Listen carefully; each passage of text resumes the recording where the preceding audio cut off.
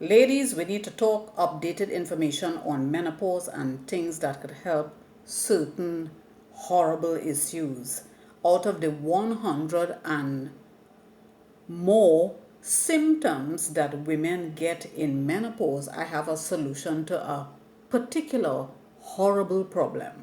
And it's from first-hand experience, right? So upon my researching, upon my studies for the past 5 years, being a first-hand victim of menopause, I had to do my own research, my own studies, and I'm talking now from first-hand experience.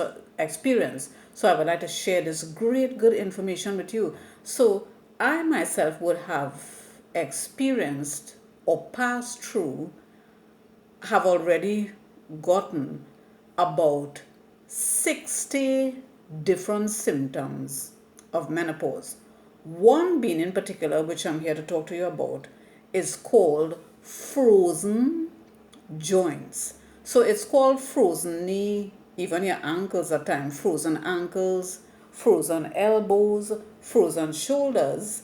What happens is when the estrogen that is leaving your body, which is most of your estrogen, because your ovulation is beginning to come down to zero and you will not be producing those eggs anymore, and then you're losing all your estrogen, which is your E2. I'll do another video talking about estrogen, E1, E2, and E3, because I have some serious important information concerning that and concerning replacement. So I personally will not advise, after all my researches and studies, I will not advise for you to take estrogen replacement, not even progesterone injections or HRTs or pills or tablets. That's for another video, another topic. I know that your doctors will tell you you need to do that and you have to do it, and it's the only way to relieve your symptoms. But from what I have found, and I really want to hold back now, that's for a next video, I would strongly advise against it. Okay, so I'm not doing any HRT, I'm not taking anything that says replacement, but I've understood this clearly, learned something. Whenever you hear the word substitute or replacement, run. Because you cannot replace the original. So anyway, let's get to our topic. So what is going to happen with frozen knee, frozen elbow? So when the estrogen leaves your body, in which it's supposed to, now your estrogen, your estradiol estrogen, supposed to leave your body in menopause. That's the whole meaning of menopause. It means that your body is now going to transit with all this estrogen. It's learning to transit. And while it is transiting, it is screaming out with a lot of manifestations, because it's menopause. It's your estrogen leaving your body. Most of it, all of it, the E2 at least, right? So what happens, one of the things that it does is it causes something like brittle bone and wrenching and cringing of bone. You would actually hear noises behind your neck. You would hear at the top of your backbone when you're going to lie down to sleep. You would hear wrenching and cringing as if your bones are rubbing. You would feel as though your bones are getting brittle, like you're getting brittle bone way too early in life beforehand. And it could also lead to carry you into osteoporosis. Yes, menopause does that. If you're not treating your body healthily, taking care of it, or doing what I'm going to show you to do to prevent that from happening. And the solution, the antidote and the medicine to avoid your bones from becoming brittle, wrenching and cringing, knees seizing on you, which is frozen knee, where your knees become painful and your kneecap feel like if it's moving out of place anytime you try to walk. Your elbow can't even bend, your arm can't even bend like this, and because it happened to me, right? And to avoid that from happening and to reverse it, your medicine and your antidote is exercise. So I have come across this less than 2 years ago, and I decided to take this body back into the gym, right? And I did not let anyone know because at the time my knee was banded up. So I did not went to any doctor because I already know that I was dealing with menopause frozen knee, right? And my kneecap wanted to move out of place. I had my right knee band and I went into the gym in that condition, mustering up some strength, not letting them know what was wrong with me. Because if I told them, they would have said, go see a doctor, go and see a doctor. But I already knew what I was dealing with, and you already know what you're dealing with. You're dealing with menopause, frozen knee, frozen ankle, frozen shoulders. Some women can't even raise their arms like this because it's so much pain and the bone feeling like it want to move out of place. I couldn't even stretch out my arm like this. My elbows was in so much pain, seizing up and stiff. And so I took to the gym, and I want to give you this example, right? So what I'm saying to you is the solution to your joint pains and even sharp shooting, ladies, you know those horrible sharp shooting pain, like if somebody is stabbing you up with a knife all over on your legs. What you need to do is resistance training, strength training, which is, no, I'm not no gymnast. Disclaimer, we already know that I'm not a doctor. That's not even up for debate right now. We're talking some serious topic, serious situation here. I'm giving you the solution to this brittle bone and somewhat like osteoporosis problem that menopause is trying to bring on you, right? So the solution and the medicine for that is strength training. So I have this bottle of water here. It feels very heavy, I'm telling you. It feels heavy enough, right? And let's say I'm raising this up now, and I'm going to do, well, something like, um, let's say I'm doing some biceps here, right? So my brain is now telling me, Paula, you're lifting something heavy. I can't let this fall on your head. I just trying to draw an example, right? Can't let this fall on your head. You have to resist the weight of this thing and hold it carefully. Muster up some strength, Paula, and lift this thing. Yeah, so right now I'm resisting. I'm strength training. I think I got that correct, right? I'm lifting weights. And what will happen by exercising, because there are exercises for your legs in the gym, those machines, and your body and stuff.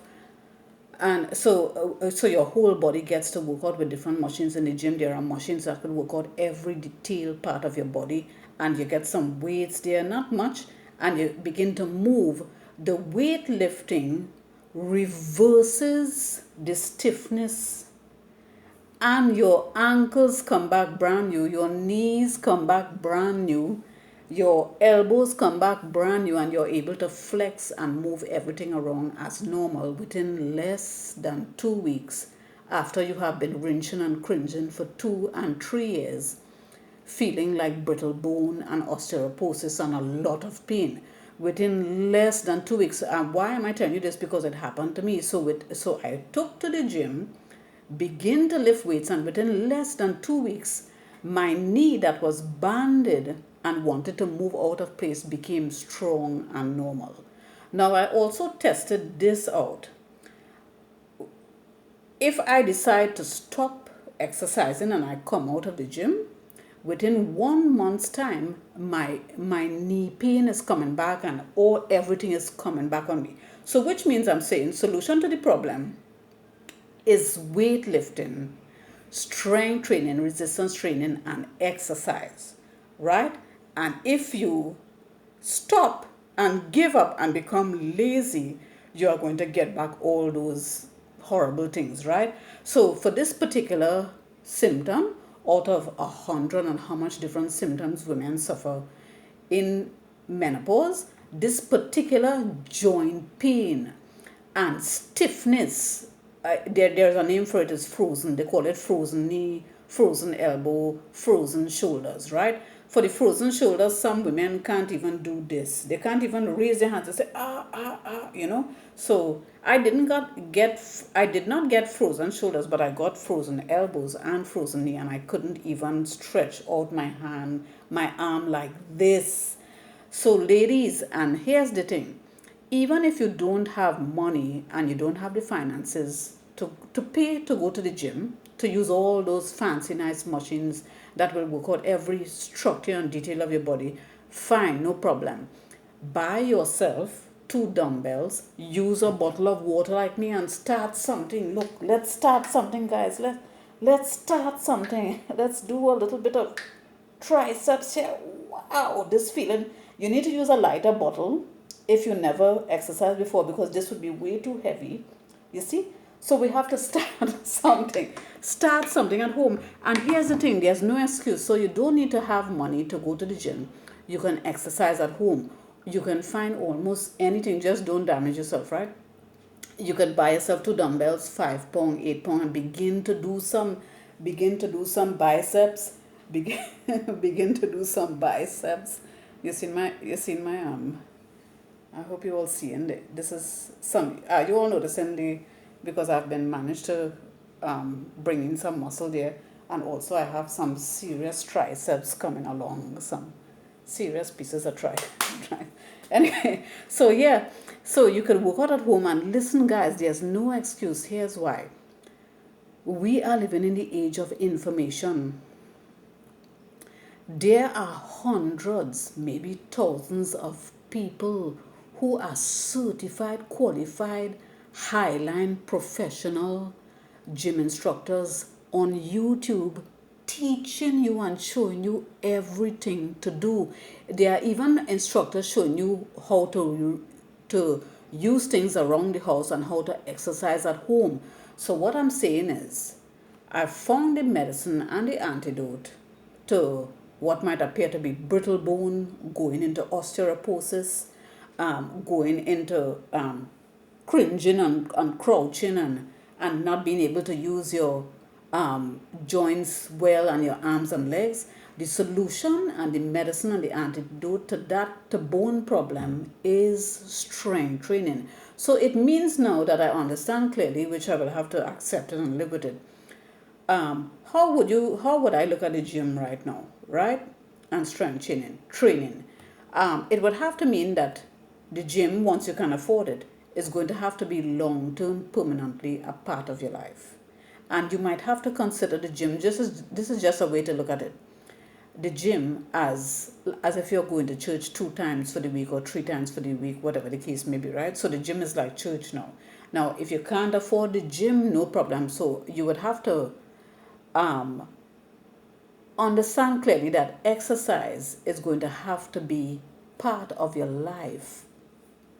Now, in my studies and research, I found professional advice and research, I found where it was said that strength training, lifting weights, will give you longevity in life. It will cause you to, even as an old person, because there are old people, hear this, guys, there are old people in the gym. I know most people don't like you to use the term old, but there must be some point in the age brackets of humans where we would have to consider, well, this is old, right? So there are people who are 80-something years old in the gym, and they are moving around mobile without a hunchback and a crouch back. Because if your body is not exercised, hear this, you will eventually begin to get hunchback and crunch, and you will be feeble and weak like an old person within a short space of time. By the time you reach into your 60s, late 60s into 70,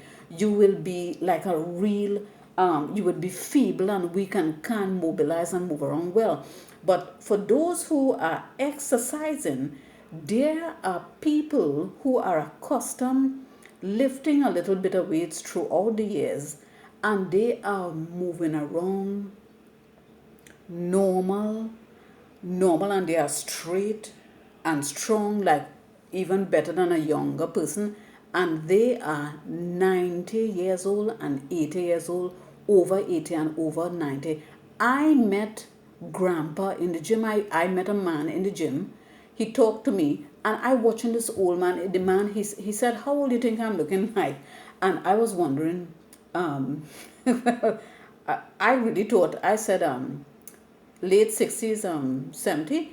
So he laughed, he said, I'm 90. Right? And he was lifting a little bit of weights. He said, I've been in the gym for years. And yeah, and he was perfectly